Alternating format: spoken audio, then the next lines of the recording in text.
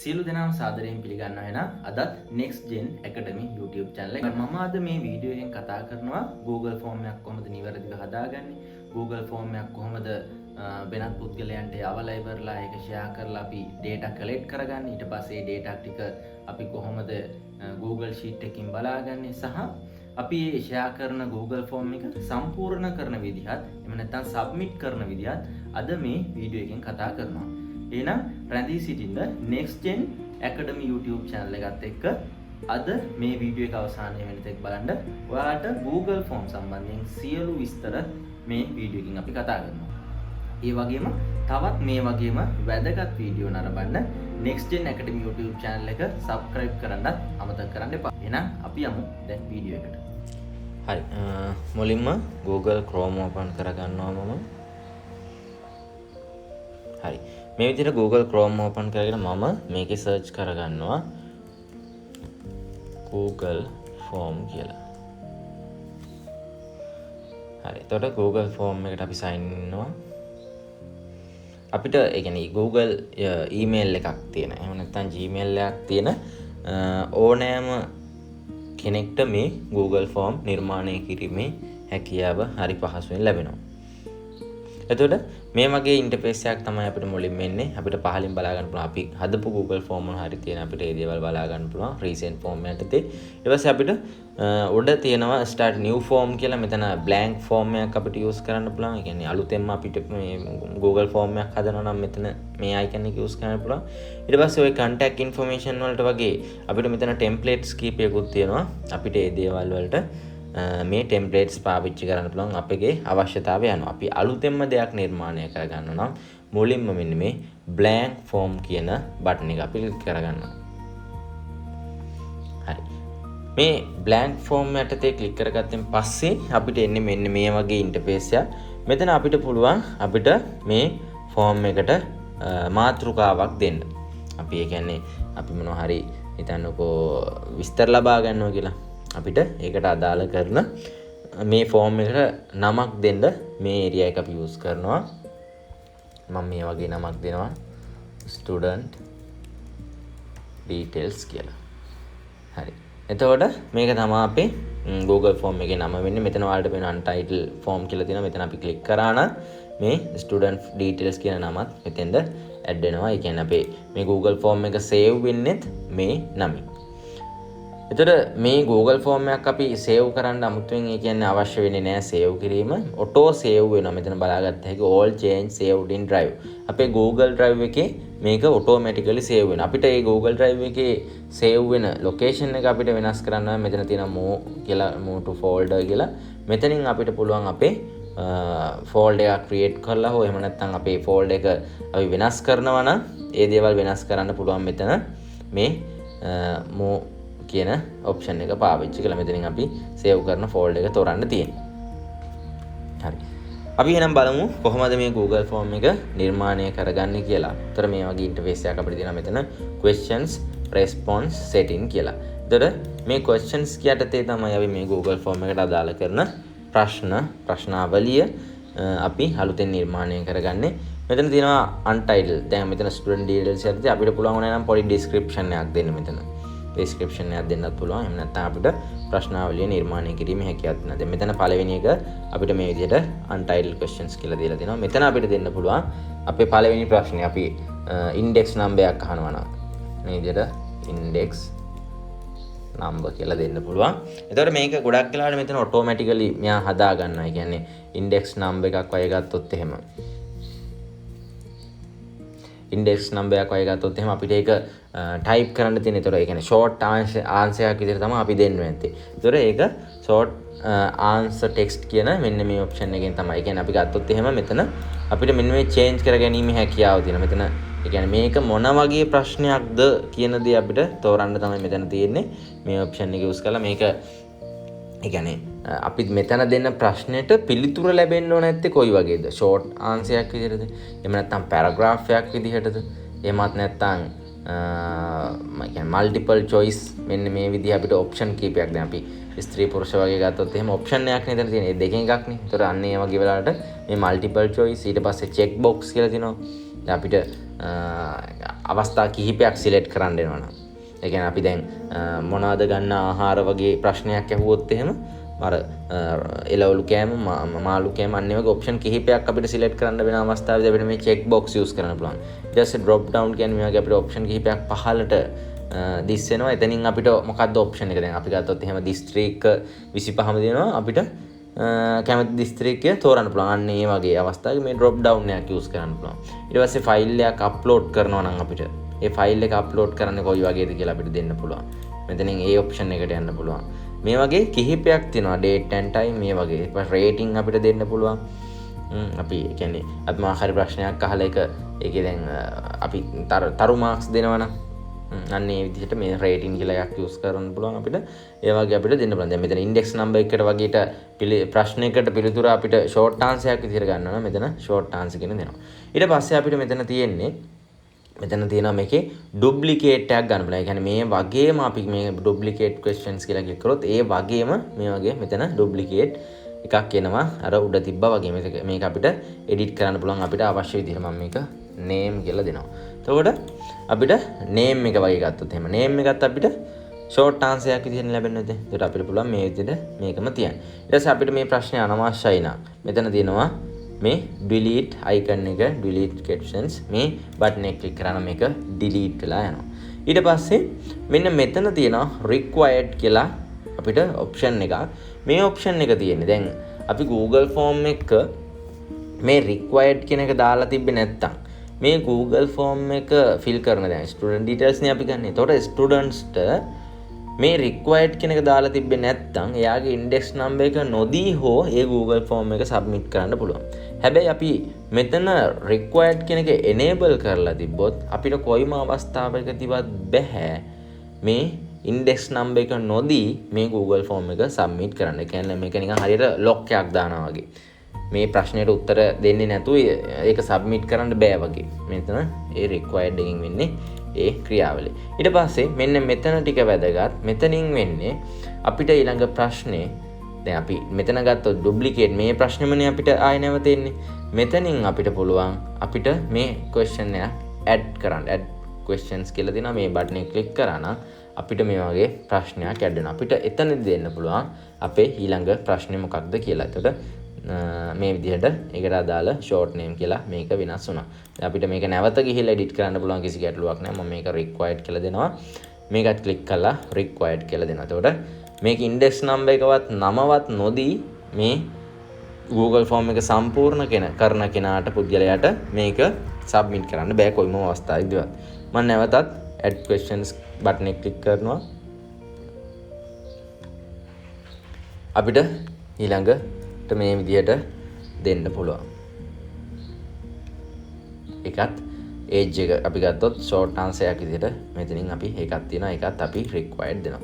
ඊට පස්සේ ගත්තොත් එහෙම තව question එකක් add කරනවා. මම මෙතන දෙනවා gender කියලා. මෙන්න මේ වගේ අවස්ථාවකදී අපිට gender කියන එකට option කිහිපයක් නේ තියෙන්නේ. option කිහිපයක් තියෙන. ඒතර අපි ඒ වගේ වෙලාවට මෙන්න මේ multiple choice කියන option කිහිපයක් දෙන්න පුළුවන්. මේ දේ භාවිතා කරන මම මෙතනදී දෙනවා male and female. මෙන්න මේ විදිහට අපිට option තියන්න පුළුවන්. ඒතර මේකත් මම required කියලා දෙනවා. හරි. ඒතර ඔන්න ඔය විදිහට තමයි අපි Google form එකක් හරි ලේසියෙන් නිර්මාණය කරගන්න. ඒතර අපිට පුළුවන් ආයෙ නැවත ඕන නම් add questions click කරලා අපිට තව දුරටත් අපිට අවශ්‍ය කරන ප්‍රශ්න මෙතනදී ලබා දෙන්න. දැන් මම මේ rating කියන එක දාලා පෙන්නන මෙතන අපිට පුළුවන් ඕන නම් feedback කියලා මේ විදිහට දෙන්න. එතකොට මේ ප්‍රශ්නේදී මේ වගේ star mark 5ක් තියෙනවා. එතනින් අපිට මේකේ පිළිතුර විදිහට මේ star mark එක තමයි දෙන්නේ. එතකොට ඒ කියන්නේ feedback එකක් අපි මෙතනදී දෙනවා. මේක අපි required දෙන්නේ නැහැ. ඒක මේ rating අපි නොදී හෝ මේක submit කරන්න පුළුවන්. කැමති කෙනෙකුට rating එක නොදීම submit කිරීමේ හැකියාව තියෙන්න අවශ්‍ය නිසා මම මෙතන required කියන එක enable කරන්නේ නැහැ. ඒතර ඔන්න ඔය විදිහට අපිට මේ ප්‍රශ්න අවශ්‍ය තරම් නිර්මාණය කරගැනීමේ හැකියාව තියෙනවා. අපිට අවශ්‍ය වෙන දැන් ෆොටෝ එකක් වගේ අප්ලෝඩ් කරගන්න මෙතන file upload කියලා දීලා තියෙනවා. එතකොට මෙතනින් පුළුවන් අපිට මේක continue කියලා බටන් එක ක්ලික් කරලා මෙතන අපිට question එක දෙන්න මේ විදිහට. මේ විදිහට. එතකොට මෙතනින් අපිට පුළුවන් විවිධ මේ කියන්නේ දැන් මේකෙදී අපි ගොඩක් වෙලාවට ෆයිල් එකක් අප්ලෝඩ් කරද්දී ඔය JPG වගේ image file format තමයි මෙගාබයිට් ගාන මෙතන ලිමිට් කරන්න පුළුවන්. දැන් මෙගාබයිට් එකක් වගේ දුන්නොත් එහෙනම් මෙගාබයිට් එකට වැඩිය ෆයිල් එකක් අප්ලෝඩ් කරන්න බෑ.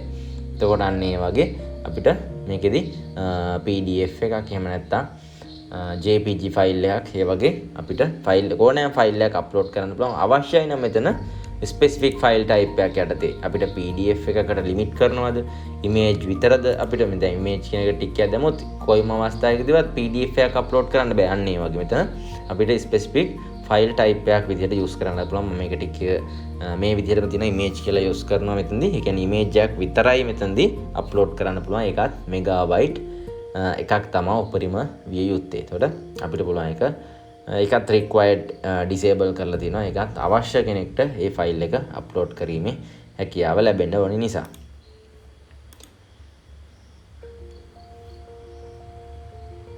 ඊට පස්සේ check box කියන එක ගත්තොත් එහෙම අපිට මෙතනදී පුළුවන් අපිට යම් කිසි දෙයක් දැන් අපි ගත්තොත් එහෙම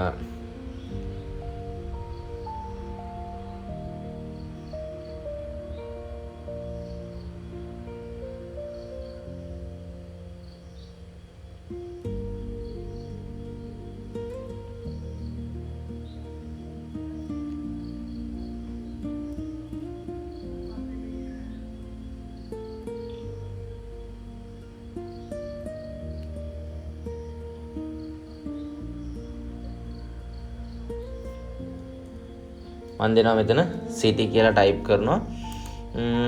අපිට දෙන්න පුළුවන්. ඒ කියන්නේ අපි ගත්තොත් දැන් exam hall එකක් වගේ තියෙනවා. අපිට ඕන exam hall එක අපිට exam එක ready කරන්න. දැන් මම මෙතන දෙනවා මේ විදිහට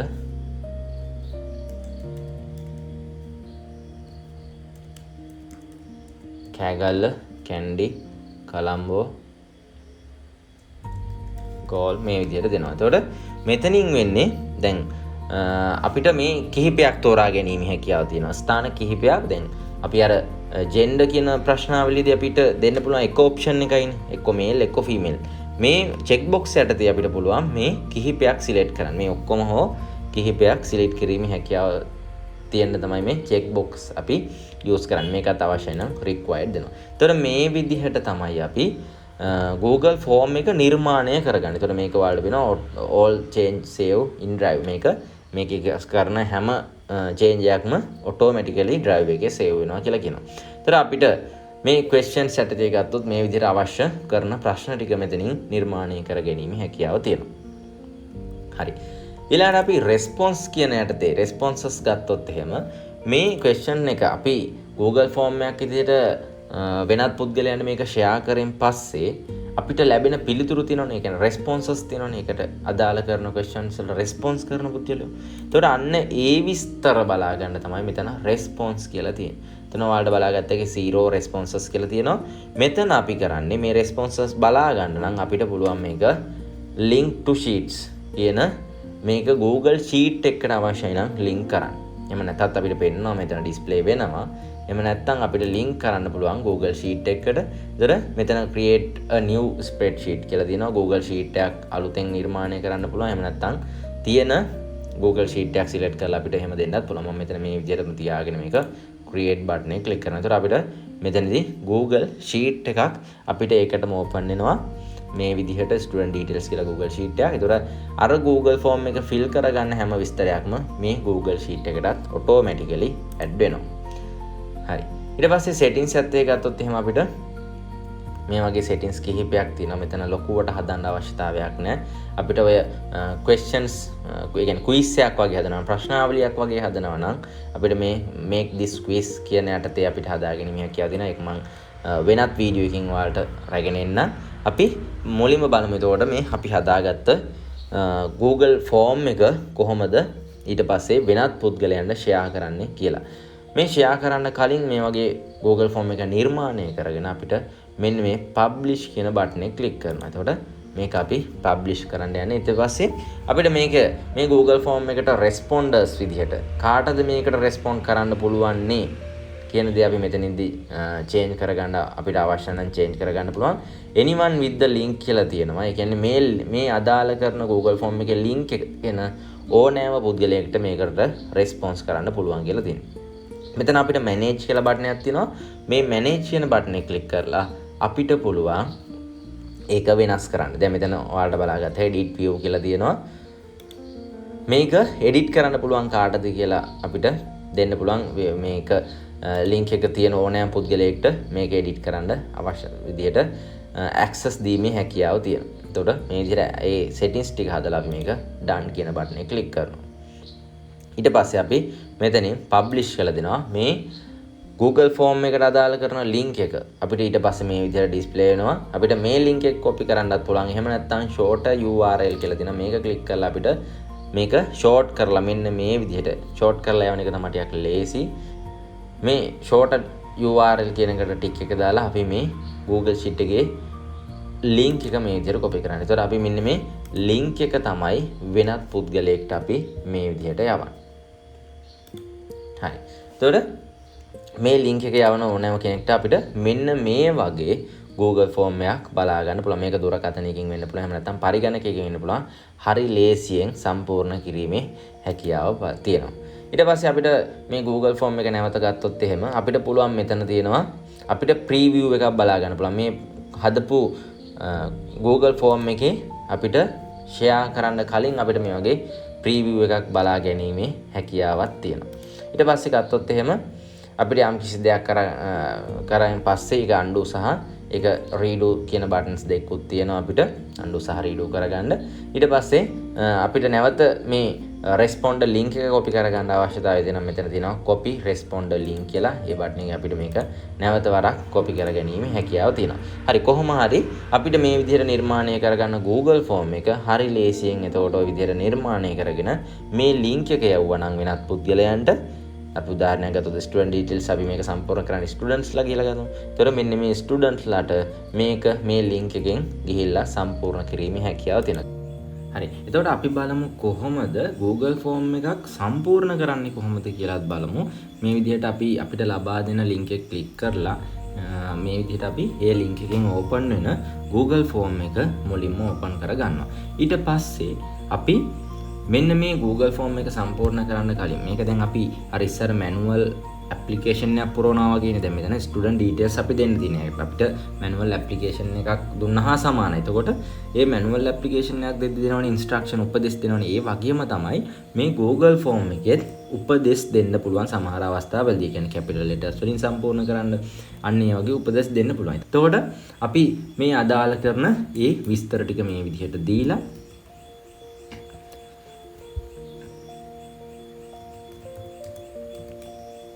අර මම කිව්වා වගේ අපිට කැපිටල් අකුරෙන් නම් සම්පූර්ණ කරන්න කියලා තියෙන්නේ. අපි අනිවාර්යයෙන්ම මේවා කැපිටල් ලෙටර්ස් වලින්ම ටයිප් කළ යුතුයි. එතකොට ඒ දීලා තියෙන උපදෙස් අනුව අපි ක්‍රියා කළ යුතුයි. සමහරලාට Google form වල example දෙනවා මේ විදිහට සම්පූර්ණ කරන්න කියලා. ඒ කියන්නේ ඉස්තැන් තියන්න එපා, ඩොට් තියන්න එපා. ඔන්න ඔය වගේ උපදෙස් දෙනවා ගොඩක් වෙලාට. අපි මේ උපදෙස් ටික අනුගමනය කරමින්ම තමයි අපි මේ Google form එක සම්පූර්ණ කර යුත්තේ.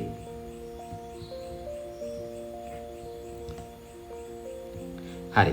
ඊට පස්සේ අපි මෙතන ෆොටෝ එකක් වගේ අප්ලෝඩ් කරනවා නම් අපිට පුළුවන් මේ add file කියන බටන් එක ක්ලික් කරලා අපිට මේ එන වින්ඩෝ එකෙන් අපිට පුළුවන් අපේ කම්පියුටර් එකේ තියෙන අපේ පින්තූරයක් ලබා දෙන්න. ගොඩක් වෙලාට දැන් ස්ටුඩන්ට් ඩීටේල්ස් වගේ දෙයක් ගත්තොත් එහෙම ෆොටෝ එකක් නේ ලබා දෙන්නේ. අපි පින්තූරයක් නේ ලබා දෙන්නේ. එතකොට ඒක මේ browse කියන බටන් එක ක්ලික් කරලා අපේ පරිගණකීය හෝ වෙන්න පුළුවන්. එහෙම නැත්නම් දුරකථනයේ තියෙන පින්තූරයක් අපිට මේ විදිහට අප්ලෝඩ් කිරීමේ හැකියාව තියෙනවා. මම දැන්ට මේ වගේ පින්තූරයක් ලබා දෙනවා මෙතනදී. හරි. එතකොට මෙන්න මේ විදිහට අපිට අපේ පින්තූරයත් අප්ලෝඩ් කර ගැනීමේ හැකියාව තියෙනවා. ඊට පස්සේ අපි Google form එක සබ්මිට් කරන්න කලින්, ඒ කියන්නේ මේ විදිහට ෆිල් කරා කියලා මදි මේක සබ්මිට් කරන්න ඕනේ. හැබැයි අපි සබ්මිට් කරන්න කලින් මේ Google Form එකේ අපි බලන්න ඕනේ නැවත වරක් මේ අපි දාලා තියෙන තොරතුරු හරි ඒවමද කියලා. මොකද සමහර ගොඩක් වෙලාවට Google Form එකක් සම්පූර්ණ කරද්දී නිවැරදි තොරතුරු වෙනකොට සමහරලාට තියෙන වැරදි තොරතුරු සමහරලාට අන්තර්ගත වෙන්න පුළුවන්. ඒකින්ද ඩබල් චෙක් කරලා එහෙම නැත්නම් දෙපාරක් මේක ගැන අවධානය යොමු කරලා අපි අවසානයේ මෙන්න මේ submit කියන බටන් එක ක්ලික් කළ යුතුයි. ඒ විදිහට submit කියන බටන් එක ක්ලික් කරන් පස්සේ අපිට මැසේජ් එකක් එනවා මෙතන your response has been recorded කියලා. එතකොට අපිට මේ විදිහට සමහර අවස්ථාවලදී මේ submit another response කියලා આવොත් එහෙම අපිට අවශ්‍යයි නම් තව වතාවක් මේ අපේ වෙනත් ස්ටුඩන්ට් කෙනෙක් ඉන්නවා නම් ඔහුගේ තොරතුරුත් මෙතනදී ඇතුළත් කරන්න පුළුවන්. එහෙම ගැටලුවක් නැහැ. අපි හැබැයි your response has been recorded කියලා මේ මැසේජ් එක ආවොත් අපි අර මුලින් ඇතුළත් කරපු තොරතුරු ටික සබ්මිට් වෙලා ඉවරයි. ඒකින්ද ආයේ නැවත වරක් ගිහිල්ලා මෙතනින් අපි ඒ තොරතුරුම දීලා සබ්මිට් කරන්න යන්නේ නැහැ. මොකද එතකොට එහෙම වුණොත් ඒ රෙකෝඩ් එක නැවත වතාවක් ඒ Google Form එක හරහා සම්පූර්ණ වීමේ ඉඩකඩක් තියෙනවා. ඒකින්ද අපි එහෙම කරන්න යන්නේ නැහැ. එකපාරක් සබ්මිට් වුණෙන් පස්සේ අපි ඒක නැවත වරක් සබ්මිට් කරන්නේ නැහැ. එතකොට අපේ Google Form එක හදපු කෙනාගේ පැත්තෙන් අපිට බලා ගන්න පුළුවන් මෙන්න මේ responses කියන ටැබ් එක යටතේ ඒ අර ෆිල් කරපු එහෙම නැත්නම් Google Form එක සම්පූර්ණ කරපු පුද්ගලයාගේ තොරතුරු ටික එහෙම නැත්නම් දත්ත ටික data ටික මෙන්න මේ විදිහට response යටතේ අපිට බලා ගන්න පුළුවන් chart wise මෙතන පෙන්වනවා. ඒ කියන්නේ chart විදිහට අපිට හරි ලේසියෙන් මේවා අර දත්ත විශ්ලේෂණය කිරීමේ හැකියාවක් එක්ක තමයි මෙතන response කියන ටැබ් එක යටතේ මේ දේවල් බලා ගැනීමේ හැකියාව ලැබෙන්නේ. ඊට පස්සේ අපිට අවශ්‍යයි නම්